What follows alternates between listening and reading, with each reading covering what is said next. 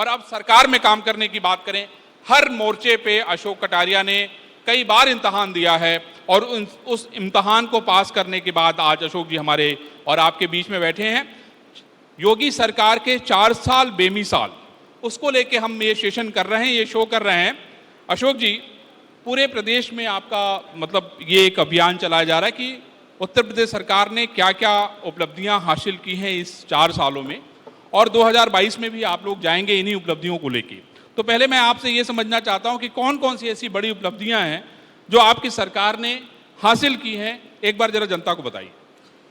उत्तर प्रदेश में सबसे बड़ी योगी सरकार की उपलब्धि ये है, बहुत सारी उपलब्धियां हैं, लेकिन मुझे जो सबसे बड़ी लगती है वो ये लगती है कि उत्तर प्रदेश में गुंडा राज, भ्रष्टाचार, अराजकता, अन्याय, जमीनों पर कब्जा, इस तरह का माहौल था और उत्तर प्रदेश में लूट, हत्या, डकैती, बलात्कार एक कारोबार बन गया था। उसके विरुद्ध भारतीय जनता पार्टी ने नारा दिया था, न गुंडा राज, न भ्रष्टाचार, अब की बार भाजपा सरकार। और वो कानून का राज स्थापित करने का काम उत्तर प्रदेश के अंदर योगी सरकार ने किया है। और मैं गर्व के साथ कह सकता हूं कि आज उत्तर प्रदेश में परिवर्तन हुआ है। अपराधी या तो उत्तर प्रदेश को छोड़कर चले गए हैं, या जेलों के अंदर डाल दिए गए हैं, या फिर पुलिस की गोली का शिकार हो गए हैं। मैं मानता हूं समाजवादी पार्टी का शासन आपने भी देखा होगा, और समाजवादी पार्टी के शासन में जो गुंडे थे, लफंगे थे, अपराधी थे, माफिया थे, वो सिर उठाकर चलते थे उत्तर प्रदेश में, और जो शरीफ थे, ईमानदार थे, सज्जन थे, वो सिर झुकाकर चलते थे उत्तर प्रदेश में। आज जो सबसे बड़ा बदलाव हुआ उत्तर प्रदेश में वो ये हुआ है कि आज उत्तर प्रदेश के अंदर सज्जन और ईमानदार लोग सिर उठाकर चलते हैं और गुंडे और माफिया छुपाकर चलते हैं। ये बड़ा परिवर्तन हुआ। पश्चिम उत्तर प्रदेश पे उससे अछूता नहीं था अशोक जी। आप देखिए बहुत सारे ऐसे माफिया हैं जिनके खिलाफ सरकार ने कार्रवाई की है। मेरठ में हमने देखा जी। बहुत सारे इनकाउंटर पश्चिम उत्तर प्रदेश में हुए हैं, उसको लेके कई तरह के लोगों ने सवाल भी उठाए। उस पर भी मैं आपसे जवाब चाहता हूँ। आप देखिए उनका कहना है कि आप एक जाति विशेष के खिलाफ इस तरह की कार्रवाई कर रहे हैं। देखिए, मैं मानता हूँ अपराधी की कोई जाति नहीं होती है, और मैं वास्तव में योगी जी का अभिनंदन करता हूं कि माननीय योगी जी ने उत्तर प्रदेश की धरती को मवालियों से, माफियाओं से, गुंडों से, लफंगों से मुक्त कराया है।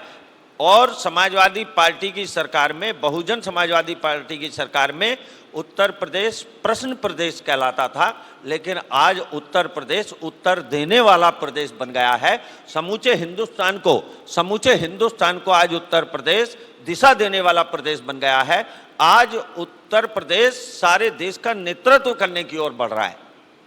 मुझे अशोक जी ये बताइए कि आपके पास बड़ा महत्वपूर्ण विभाग है, जनता से जुड़ा हुआ सीधा सा विभाग है परिवहन। मैं आपसे ये समझना चाहता हूं कि आपके आने के बाद परिवहन विभाग में ऐसे आपने कौन कौन से बड़े काम किए हैं जिसने जनता को सीधे फायदा दिया? देखिए, परिवहन विभाग के अंदर एक तो हमने समय को मॉनिटर किया है। हमने तय किया था कि बसें समय पर चलना आरंभ हो, उसका शुरुआत हुई है। दूसरा, हमने तय किया था उत्तर प्रदेश के अंदर कि बसों के अंदर स्वच्छता पहले से बेहतर हो, वो काम हुआ है। उत्तर प्रदेश के अंदर लाइसेंस को, रजिस्ट्रेशन को एक डिजिटलाइजेशन के माध्यम से आज उसमें सुधार हुआ है। और मैं मानता हूं कि उत्तर प्रदेश के अंदर डग्गामारी और ओवरलोडिंग के खिलाफ भी लगातार हमारी कार्रवाई हुई है। और उत्तर प्रदेश के अंदर परिवहन सेवा, उसी का परिणाम ये है कि कोरोना के इतने बड़े काल में आपके परिवहन ने बहुत बड़ी भूमिका निभाई है। जिस समय समूचे उत्तर प्रदेश के अंदर, समूचे हिंदुस्तान के अंदर लॉकडाउन था, और 24 मार्च को लॉकडाउन माननीय प्रधानमंत्री जी ने घोषित किया था। 27 मार्च को 4.5 लाख लोग वहाँ खड़े हो गए गाजीपुर बॉर्डर पे दिल्ली में, और माननीय मुख्यमंत्री जी ने आदेश दिया हमारे विभाग को, और उन 4.5 लाख लोगों को हमने 27 से 31 मार्च तक ऑपरेशन चलाया, उत्तर प्रदेश के घर घर तक उनको पहुंचाया। और पूरे कोरोना काल के 4-5 महीने में एक दिन भी हमारा विभाग घर नहीं बैठा। 12 की 12,000 बसें लगातार चलती रहीं। उसका परिणाम था कि परिवहन विभाग के माध्यम से 32.5 लाख कामगार, मजदूर, श्रमिक अपने घरों तक पहुंच पाए। उसी का परिणाम ये था माननीय मुख्यमंत्री जी को कोटा से छात्र छात्राओं जी। ने व्हाट्सएप दिए कि आप हमें यहाँ से निकाल लीजिए, और हमारे संवेदनशील मुख्यमंत्री जी ने ये आदेश दिया परिवहन विभाग को कि वहाँ से उनको कोटा से छात्र छात्राओं को, अपने बालक बालिकाओं को लेकर आइए। 12,500 छात्र छात्राओं को परिवहन विभाग न केवल लेकर आया बल्कि उनको उनके घरों तक पहुँचाया। 15,500 छात्र छात्राओं को प्रयागराज से हमने लिया और उत्तर प्रदेश के विभिन्न जनपदों में उनको उनके घरों तक लेकिन पहुंचाया। अशोक जी, उसको लेकर राजनीति भी बहुत हो गई। नहीं, सारे दल देखिए वहां पे इकट्ठा हो गए। आप देखिए आगरा से राजस्थान से पैदल मार्च करने लगे हैं। देखिए, मैं ये मानता हूं कांग्रेस जो उस समय राजनीति कर रही थी बसें देने की, वो एक प्रकार का दिखावा था, झूठ था। अगर उन्हें बसें देनी थी कामगारों के लिए तो महाराष्ट्र में सबसे ज्यादा कामगार रहते हैं, खासतौर से उत्तर प्रदेश बिहार के तो बहुत रहते हैं। हाँ, तो उन्हें महाराष्ट्र से बसें लगा देनी चाहिए थी। कांग्रेस की सरकार है। उन्हें राजस्थान से जो हमारा विभाग नहीं भाई, उनके तो दोनों जगह सरकार है ना भाई। हाँ, एक जगह गठबंधन की, एक जगह बिना गठबंधन हाँ, तो 12,000 छात्र छात्राएं जो हम अपने पैसे से लेकर आए, उन्हें फ्री भेज देनी चाहिए थी। इससे अच्छा क्या होता। वो तो अमेठी से राजनीति करते रहे हैं, रायबरेली से राजनीति करते रहे हैं। अरे भैया, उत्तर प्रदेश आपका घर एक जमाने से होता था। तो आप उत्तर प्रदेश के बालक बालिकाओं से, गहलोत सरकार जो कांग्रेस की सरकार है, उसने पैसा वसूल लिया। शर्म नहीं आनी चाहिए कांग्रेस को। तो अशोक जी, आप पूरी तरह से कॉन्फिडेंट है कि भाई 2022 तो आपका है ही है, लेकिन जो पंचायत चुनाव, जिला पंचायत चुनाव हो रहा है, उसमें भी आप लोग बड़ी जीत हासिल करेंगे? देखिए, उत्तर प्रदेश में मैं कहता हूं कि सरकार ने बेमिसाल काम किए। मैं आपको बहुत सारे काम गिना सकता हूं, और वो नहीं, हम लोग बिजनौर की बात कर लेते हैं ना। हाँ, बिजनौर में बता दीजिए आप, भारतीय जनता पार्टी ने क्या क्या प्रमुख मैं बता रहा हूं। इस सरकार ने बिजनौर में सबसे बड़ा काम किया कि बिजनौर जिले में जब भी कोई अस्वस्थ होता था उसे मुरादाबाद जाना पड़ता था या फिर मेरठ जाना पड़ता था। मेडिकल कॉलेज माननीय मुख्यमंत्री जी ने बिजनौर जिले को दिया। ये सबसे बड़ा एक मील का पत्थर इस जिले के लिए तो साबित। कब तक वो बन जाएगा? बन जाएगा अगले 1-2 साल में। अच्छा, एक पुल को लेके यहाँ पे लोगों ने बड़े सारे सवाल किए कि एक पुल बीच में पेंडिंग है, 80% बन गया है, 20% अगर बन जाता। वो भी सरकार के इसी कार्यकाल में पूरा हो जाएगा। जो हस्तिनापुर को जोड़ेगा वो पूरा ही है, 80% नहीं है, वो 99% पूरा है, खाली साइडें बननी बाकी हैं। एक और बड़ी समस्या यहाँ के लोगों ने उठाई, रेलवे लाइन की, अशोक जी।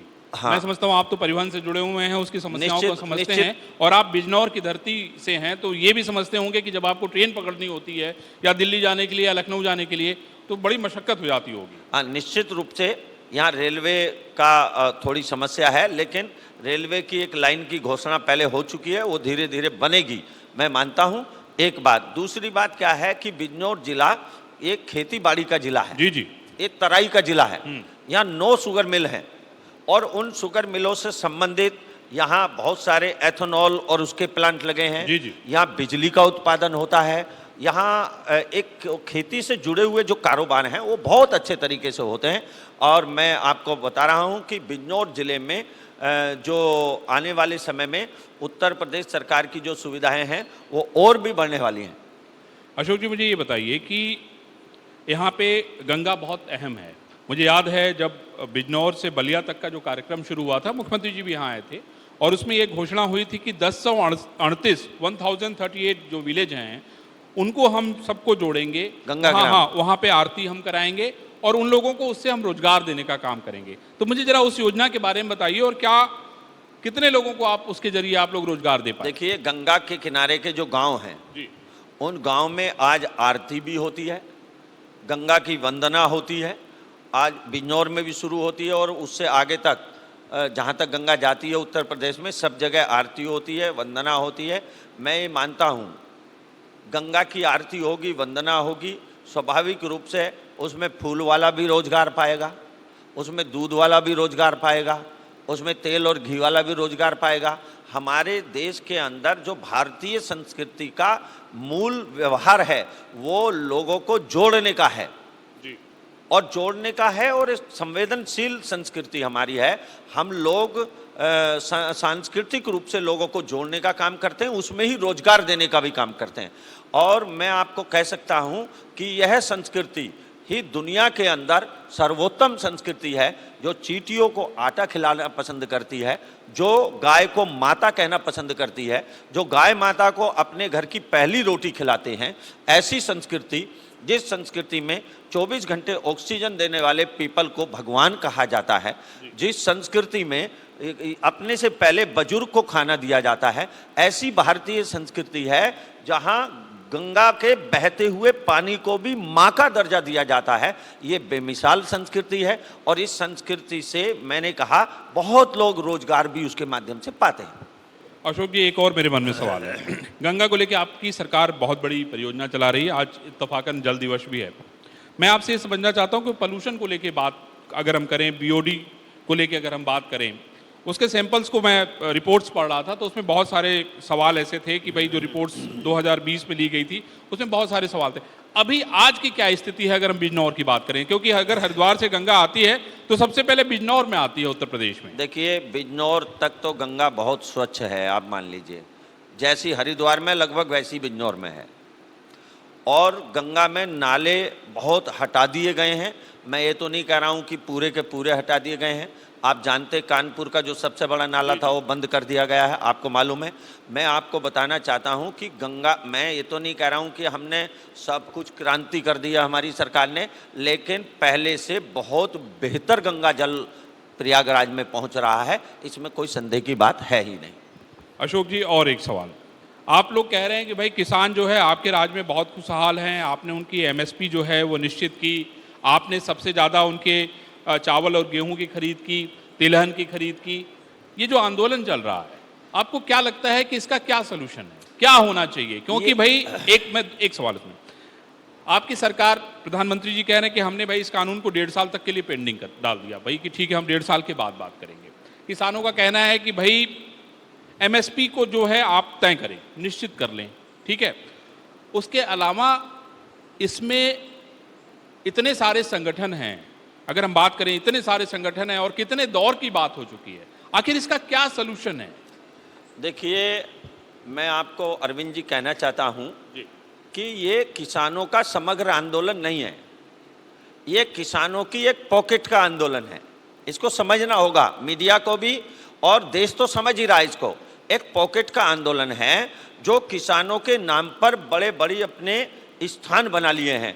और दूसरी बात इसमें क्या है, आम किसान जो 10 बीघे 20 बीघे वाला किसान है वो तो कहीं आंदोलन नहीं कर रहा।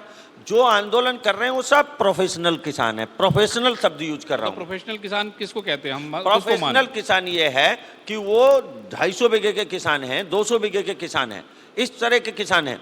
मैं आपको कह रहा हूं, आप 10, 20, 50 होंगे, उससे ज्यादा क्या होंगे भाई? हर आदमी तो 250 बीघे किसान हो नहीं सकता। अरे साहब, पंजाब में, हरियाणा में ज्यादातर ऐसे किसान हैं। उत्तर प्रदेश में तो चौधरी चरण सिंह जी ने जमींदारी प्रथा का उन्मूलन कर दिया था, इसलिए यहाँ छोटी छोटी जोत के किसान हैं। आजमगढ़ में 5 बीघे का किसान है, 2 बीघे 3 बीघे के किसान हैं। हमारे यहाँ वेस्टर्न यूपी में भी ज़्यादातर छोटी जोत के किसान हैं। वो बड़े बड़े किसान हैं, और इसलिए वो ये कॉन्ट्रैक्ट फार्मिंग क्या है? कॉन्ट्रैक्ट फार्मिंग का सीधा सा मतलब है, मुझे कोई झुटला दे कभी, मैं इस पर पूरी बहस कर सकता हूँ। कॉन्ट्रैक्ट फार्मिंग का मतलब ये है कि किसी गाँव में 10-10 बीघे वाले 50 किसान हैं। अब 10 बीघे वाला ट्रैक्टर कहाँ से चलाएगा अपने खेत में? 10 बीघे वाला 2 जोड़ी बैल कहाँ से रखेगा अपने पास? 10 बीघे वाला पानी के लिए ट्यूबवेल कहाँ से लगा पाएगा? 10 बीघे वाला बिल कैसे भरेगा बिजली का? अब वो 10 बीघे वाला क्या है, एक तरह से उसका पुत्र 10 बीघे वाले का, वो उस खेती के प्रति निराशा का भाव रखता है। अभी कॉन्ट्रैक्ट फार्मिंग में अगर वो आ गए तो उसी गांव का एक व्यक्ति एक समिति बनाएगा, उसी गांव का, कोई ऐसा नहीं कि वो वहां से लंदन से लोग आने वाले, उसी गांव का एक आदमी समिति बनाएगा। उस समिति में सदस्य निर्वाचित होंगे, बनेंगे, और 10-10 बीघे जमीन अगर 50 लोगों के पास है उस गांव में, तो 500 बीघे जमीन हो जाएगी। अब 500 बीघे में खेती होगी, अब सामूहिक ट्रैक्टर चलेगा, अब सामूहिक ट्यूबवेल चलेगा, अब सामूहिक रूप से उत्पादन होगा, खर्चा कम आएगा, आमदनी ज्यादा होगी। तो 10 बीघे वाले को आमदनी अब ज्यादा होगी। कॉन्ट्रैक्ट इस तरह का प्रयोग आप लोग कहाँ कर रहे हैं? बिजनौर में कहीं हो रहा है प्रयोग? मैं मानता हूं कि हर जिलों में थोड़ा थोड़ा हो रहा है। हर जिले में थोड़ा थोड़ा हो रहा है, लेकिन इस पर ही जाना पड़ेगा। और मेरी व्यक्तिगत मान्यता यह है, मैं भी किसान का लड़का हूं, 40 बीघे के किसान का बेटा हूं। मेरी मान्यता यह है कि गांव में वही किसान खुशहाल हैं जिनके घर में या तो कोई व्यवसाय कर रहा है या फिर कोई नौकरी कर रहा है। केवल वही किसान खुशहाल है, उन्हीं के चेहरे पर चमक है। इसलिए मैं ये कहना चाहता हूं कि किसान को अब कृषक व्यवसायी बनना ही होगा, कृषक व्यवसायी। और उसके लिए चाहे वो प्रतिदिन दूध बेचे, देखो खर्चा रोज होता है, जी जी। प्रतिदिन खर्चा जेब से होता है, तो इसलिए आमदनी भी प्रतिदिन ही होनी चाहिए। जबकि किसान की आमदनी क्या है, 6 महीने में आती है, फसली आमदनी है उसकी। इसलिए किसान को कोई ना कोई काम ऐसा करना पड़ेगा जिससे उसकी आमदनी प्रतिदिन आए, तभी उसके चेहरे पर चमक आएगी। ये जो नए बिल हैं ये उसी का एक प्रारूप है। ये क्यों कह रहे हैं कि भाई आप जो है जो पूंजीपतियों को लेके आ रहे हैं उसको लेके सवाल उठा रहे हैं? उनका कहना है कि भाई अगर पूंजीपति आ जाएंगे, आने के बाद वो किसानों के साथ कॉन्ट्रैक्ट कर लेंगे तो उनकी भूमि चली जाएगी, वो पैदल हो जाएंगे। ये क्या भ्रम है? देखिए, ये शुद्ध रूप से समाजवादी पार्टी, बहुजन समाज पार्टी, कांग्रेस और कम्युनिस्ट जो मोदी जी से परास्त लोग हैं, पराजित लोग हैं, उनके द्वारा किसानों के मन में डाला गया भ्रम है। एक बात तो ये रही, ये केवल भ्रम है मात्र। दूसरी बात, कोई किसी की जमीन कब्जा नहीं कर सकता। दूसरी बात मैं कहना चाहता हूं, 1947 से लेकर आज तक हिंदुस्तान की भ्रष्ट राजनीति ने हमेशा हिंदुस्तान के उद्योगपति को मोहरा बनाया है। मेरा मानना यह है कि सारे जो गांव के नौजवान हैं उनको सरकार सबको रोजगार नहीं दे सकती। जितनी बड़ी हिंदुस्तान की पॉपुलेशन है, 65% नौजवान है, 50% तो वो छोटा कम उम्र का नौजवान है, उनको सबको सरकारी रोजगार नहीं मिल सकता। रोजगार का बड़ा जरिया, बड़ा साधन अगर कोई होता है तो औद्योगिकीकरण होता है, उद्योग होता है। और जब एक उद्योगपति कहीं किसी प्रदेश में, जिले में आता है, 500 करोड़ रुपए लगाता है, तो 1000 लड़कों को रोजगार भी देता है। और मैं बता रहा हूं, किसी भी देश की अर्थव्यवस्था का, किसी भी देश के रोजगार का बड़ा संबल उद्योगपति बनता है। अब इन्होंने उद्योगपतियों को गाली देनी है। सारे फोटो राहुल गांधी के साथ हैं, अंबानी के, अडानी के, सारे फोटो प्रियंका गांधी के साथ हैं। अब वो चटनी खाते हैं, चूरन उनके साथ लेते हैं, चटनी चूरन तक तो उनके साथ लेते हैं, सारी टिक्की उनके साथ लेते हैं, समोसे खाते हैं, और फोटो मैंने कहा मार्केट में है, सोशल मीडिया में है, और गाली भाजपा को देते हैं। तो सब मिली भगत है क्या? एक आपको क्या लगता है? मुझे ये लगता है, फिर मैं कह रहा हूं, जैसे किसान एक अंग है भारतीय अर्थव्यवस्था का, व्यापारी एक अंग है भारतीय अर्थव्यवस्था का, वैसे ही उद्योगपति भी एक बड़ा अंग है भारतीय अर्थव्यवस्था का। मेरी मान्यता यह है कि उनको गाली भी देते हैं और उनसे पैसे भी लेते हैं, सारे धंधे उनके साथ करते हैं। मैं आपको बता रहा हूं, उत्तर प्रदेश में समाजवादी पार्टी की सरकार में उद्योगपतियों से चौथ वसूली होती थी, इसलिए उद्योगपति उद्योग छोड़ छोड़कर भाग गए, उत्तर प्रदेश से उद्योग गायब हो गया। ये पहली बार हुआ है कि उत्तर प्रदेश के मुख्यमंत्री जी ने हजारों करोड़ का इन्वेस्टमेंट उत्तर प्रदेश में उनकी साख के कारण, माननीय मुख्यमंत्री जी की साख के कारण उत्तर प्रदेश में हुआ है। और जब इन्वेस्टमेंट हो रहा है, उद्योगपति को 3 चीजें चाहिए होती हैं। एक चीज तो चाहिए होती है 24 घंटे बिजली की व्यवस्था, तभी उसका पहिया चलेगा उद्योग का। दूसरी चीज उद्योगपति को चाहिए होती है अच्छी सड़कें, तभी उसका माल एक जगह से दूसरी जगह जाएगा। तीसरी चीज उद्योगपति को चाहिए होती है जान माल की सुरक्षा जी। तब जाकर वो 500 करोड़ किसी राज्य में लगाता है, 1000 करोड़ लगाता है, और तब 2000 लड़कों को, युवाओं को रोजगार देता है अपनी फैक्ट्री में। ये चीजें समाजवादी पार्टी की सरकार में नहीं थी। योगी जी को मैं अभिनंदन देता हूं, योगी जी को बार बार मैं अभिनंदन करना चाहता हूं कि उन्होंने ये तीनों चीजें उत्तर प्रदेश में लागू की, इसलिए 60,000 करोड़ के इन्वेस्टमेंट यहाँ हुए। यानी उद्योगपति को आज कानून व्यवस्था यानी जान माल की सुरक्षा भी प्रदान की गई है, आज अच्छी सड़कें भी उत्तर प्रदेश में बन गई हैं, और तीसरा 24 घंटे बिजली भी आज उत्तर प्रदेश को मिल रही है। इसलिए आज हमारे प्रदेश में प्राइवेट सेक्टर में भी रोजगार बहुत युवाओं को मिल रहा है। सैमसंग की कंपनी वहां खुली जी। नोएडा में, हजारों लोगों को आप उसकी गिनती पता कर लीजिए, हजारों युवाओं को रोजगार मिला, मेरे ही राज्य के युवाओं को रोजगार मिला। इसलिए उद्योगपति को गाली देना इस हिंदुस्तान में 1947 से एक सगल बन गया है, सगल शब्द में बोल रहा हूं। जी जी। हाँ, और आप शर्म आनी चाहिए अगर लोगों और को। ज्यादा कहें फैशन बन गया है। हाँ, फैशन बन गया, लोगों को शर्म आनी चाहिए। मैं ये बता रहा हूं, राकेश टिकैत को क्या कहेंगे? वो तो कहते हैं कि मैं तो किसान का बेटा हूं, किसान हूं। देखिए राकेश टिकैत जी के बारे में इस लोकतंत्र ने 2 बार उनको उत्तर दिया है। एक बार वो लोकसभा लड़े, जी। कुछ एक हजार वोट मिले उनको। एक बार वो विधानसभा 13,000 लड़े, के आसपास। हाँ, एक बार वो विधानसभा लड़े, उन्हें कुछ एक हजार वोट मिले। तो ये पब्लिक है, सब जानती है, अंदर क्या है बाहर क्या है सब पहचानती है। इसलिए मैं आपको बता रहा हूं, मैं उनके बाकी उनका ब्यौरा नहीं पढ़ना चाहता कि वो नहीं पढ़िए भाई, ये सारे लोग देख रहे हैं, अच्छा है। वो 30 बीघे से कैसे 300 बीघे के किसान बन गए, मैं उसमें नहीं जाना चाहता। कैसे बन गए अशोक जी? हाँ, मैं नहीं जाना चाहता, इसलिए नहीं जाना चाहता क्योंकि नहीं, वो तो कह रहे हैं कि आपकी सरकार है, अगर मैंने गलत किया तो मेरी जांच करा लो। मैं आपको बता रहा हूं, आप ये समझ लीजिए कि उत्तर प्रदेश का आम आदमी, आम किसान इस बात को जानता है। अगर नहीं जानता तो वो आज तक सांसद बन गए होते, आज तक कहीं से निर्वाचित हो गए होते। उन्होंने क्या क्या किया है सब जानते। अच्छा ये बताइए, सारे टोल पर गुंडागर्दी करते हैं, ये कौन सा आचरण है साहब हिंदुस्तानी? ये कौन सा किसानों का आचरण है? मुझे तो लगता है किसानों से भला और सज्जन और भद्र समाज कोई होता ही नहीं। किसान ही सबसे सज्जन है, किसान ही अन्नदाता है और किसान ही इस हिंदुस्तान का भाग्य विधाता है। लेकिन ये कौन से किसान है?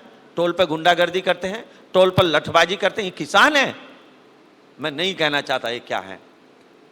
और दूसरी बात जी, अभी आपको बता रहा हूं, 80% 90% किसान अपने घर बैठा है। मैंने कहा ये पॉकेट है, पॉकेट केवल एक पॉकेट है जो पंजाब से शुरू होती है, कुछ हरियाणा में आ जाती है, कुछ वेस्टर्न यूपी में आ जाते हैं। और ये पॉकेट क्या करते हैं, ये एक प्रकार का पावर प्रेशर क्रिएट करना चाहते हैं। अच्छा। हाँ, ये पावर प्रेशर क्रिएट करना चाहते हैं। अब मोदी जी जैसा भारत माता का सपूत, मोदी जी जैसा भारत माता का लाल जो 1000 साल में पैदा होता है, मोदी पर चर्चा हो सकती है, परिचर्चा हो सकती है, लेकिन मोदी होना आसान नहीं है, मोदी बनना आसान नहीं है। क्योंकि मोदी होने के लिए अपने घर से निकलते हुए अपनी इच्छाओं का पिंडदान पहले कर देना होता है, तब कोई मोदी होता है। मोदी होना आसान नहीं है, योगी होना भी आसान नहीं है। योगी होना भी आसान नहीं है कि जो मुख्यमंत्री इतिहास में पहली बार अपने पिता की 13वीं में नहीं जाता है, अपने उत्तर प्रदेश की जनता के कोविड में कर्तव्य निभाने के लिए इतना महान, इतना आदर्श मुख्यमंत्री उत्तर प्रदेश को प्राप्त हुए हैं, इतने ईमानदार मुख्यमंत्री उत्तर प्रदेश को प्राप्त हुए हैं। उत्तर प्रदेश और देश की जनता ये अच्छे से जानती है, इसलिए वो योगी जी के भी पीछे खड़ी है, वो मोदी जी के भी पीछे खड़ी है। अगली उत्तर प्रदेश की अशोक कटारिया जी के भी पीछे खड़ी है ना? मैं कह रहा हूं अशोक कटारिया जी के भी पीछे खड़ी है। मुझे अशोक जी ये बताइए, तो इसका मतलब राम राज्य है एकदम, मतलब भारतीय जनता पार्टी के इस राज्य को हम राम राज्य कहेंगे। हाँ। यानी 2022 में आप क्या आपका नारा होगा? देखिए 2022 में हमारा जो सुशासन है, उत्तर प्रदेश की जो उत्तर प्रदेश के अंदर परिवर्तन करके दिया माननीय योगी जी ने, तख्त बदला है, तस्वीर बदली है। तख्त बदला है, तस्वीर बदली है। योगी जी ने यूपी की तकदीर बदली है। और वो तकदीर बदलने में जब मैं बात करता हूं, मोदी जी ने जो तकदीर बदली है हिंदुस्तान की, मैं गांव का रहने वाला हूं साहब अरविंद जी। मेरे गांव के अंदर जो मेरे गांव की बहन बेटियां थी, बहू बेटियां थी, वो सोच के लिए सूरज निकलने से पहले सोच जाती थी जंगल में और सूरज डूबने का इंतजार करती थी।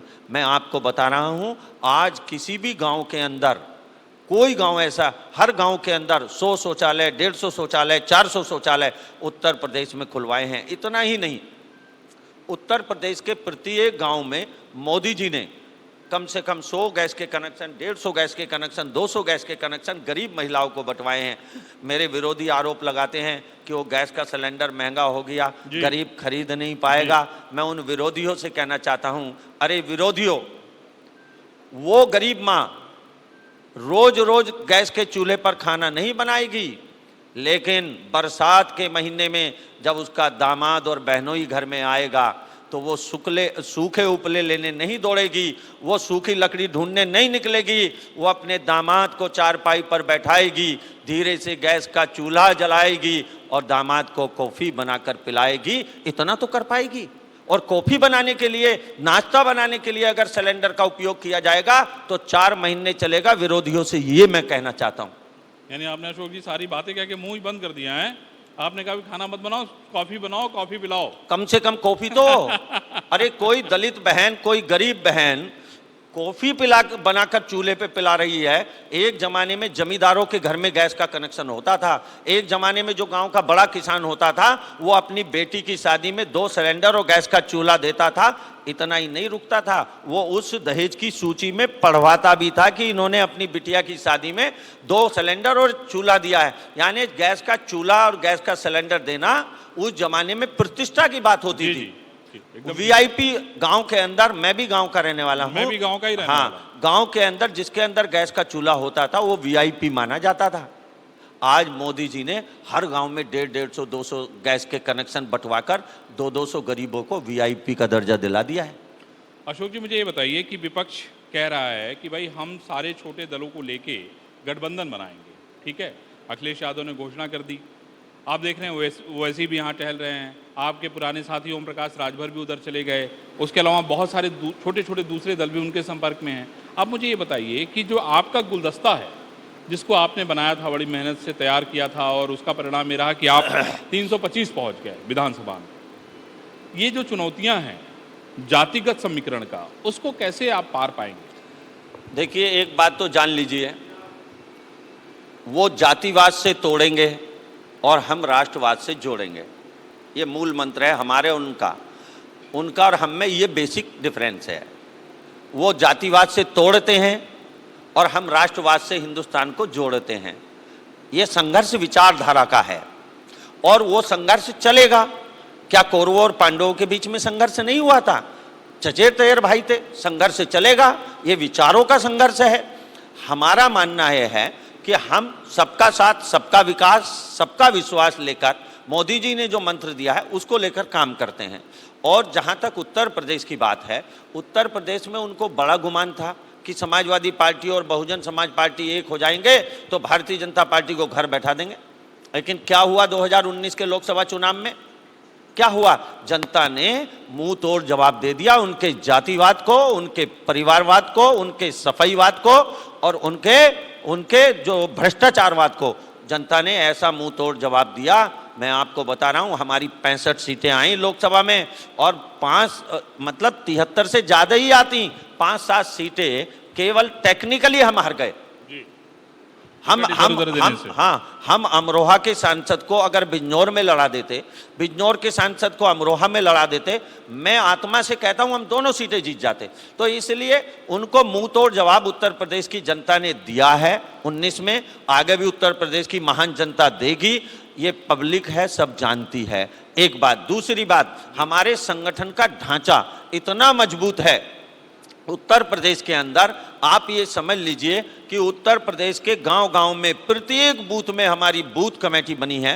रात दिन हमारा प्रवास होता है, रात दिन हमारे संगठन के लोग काम करते हैं और निर्लिप्त निर्विकार भाव से हमारे कार्यकर्ता काम करते हैं। भारतीय जनता पार्टी के कार्यकर्ता, निश्चित रूप से मैं कह सकता हूं कि सारी दुनिया के अंदर संगठन होंगे, लेकिन ऐसा कार्यकर्ता जैसा भारतीय जनता पार्टी के पास कार्यकर्ता है, ऐसा मिलेगा नहीं। भारतीय जनता पार्टी का कार्यकर्ता अपेक्षा नहीं रखता है, केवल एक ही इच्छा भारतीय जनता पार्टी का कार्यकर्ता रखता है, तेरा वैभव अमर रहे मां, हम दिन चार रहे न रहे। हे भारत मां, तू दुनिया की सिरमौर बन जा और मैं गिलहरी बन जाऊं तेरे सिरमौर बनाने में। इतना सा भाजपा का कार्यकर्ता चाहता है। चलिए अशोक जी, बहुत ही शानदार बातें आपने की। एक लाइन में हम ये कह सकते हैं कि अशोक जी की बातें यही हैं कि बोल रहा योगी का काम और जनता बोले जय श्री राम। यही एक तरीके से नारा है, क्यों हैं? यही ना? है, यही है। यही है ना? जनता बोले जय श्री राम। हाँ, तो ये नारा हमने लिखा था, मैंने कहा बहुत कह अच्छा दूं। नारा है। बहुत अच्छा नारा। तो अशोक कटारिया जी ने देखिए 4 साल की अपनी उपलब्धियां गिनाई और सबसे बड़ी बात कि जो विश्वास जताया इन्होंने अपने काम को लेके, ये भी एक बड़ी बात है। चारों तरफ से सभी लोग इनको घेरने की कोशिश कर रहे हैं, लेकिन मैं समझता हूं कि जिस तरीके से इन्होंने गांव-गांव में इनके संगठन जिस तरह से काम कर रहे हैं, जिस तरह से भारतीय जनता पार्टी काम कर रही है, 2022 के जो रिजल्ट्स होंगे निश्चित रूप से बहुत अलग होंगे और मैं समझता हूं कि 2022 बहुत दूर नहीं है।